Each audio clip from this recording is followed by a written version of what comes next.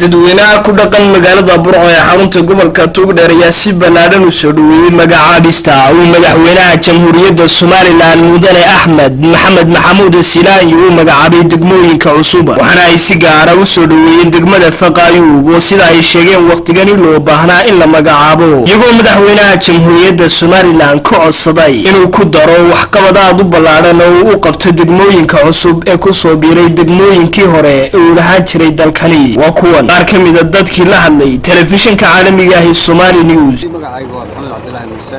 gaasmaha cashuuraha ee dowladda hoose horta ugu horreyn inuu wax soo dhaweynayaa magacaabista madaxweynaha Jamhuuriyadda Soomaaliland Mudane Axmed Maxamed Silaanyi uu magacaabay degmada Faqaayuub oo runtii u qalanta inay degmanimo ay qaadato shacabkeeduna uu muddo badan naawilayay oo eegayay waayo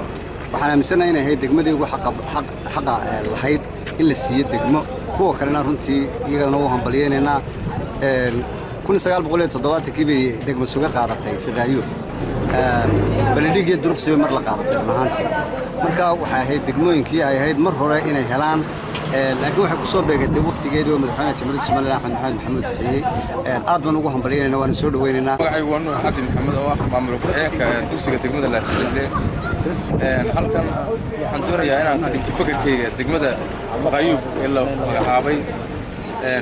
horta runtii degmada Faqaayuub waa meel ku habboon in la magacaabo waana meel waxa weeye dhul badan bay xukuntaa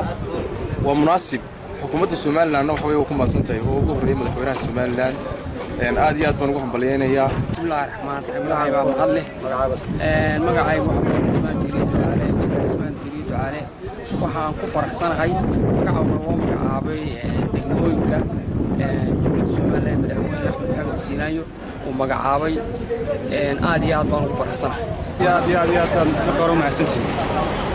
Somali News TV haddaan ka hadlo qofkayga degmada Faqaayuub runtii degmada Faqaayuub waxaan arkaa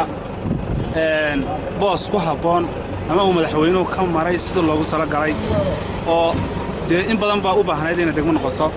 meel ku taala meel aad iyo aad babacdaad u ballaaran xukunta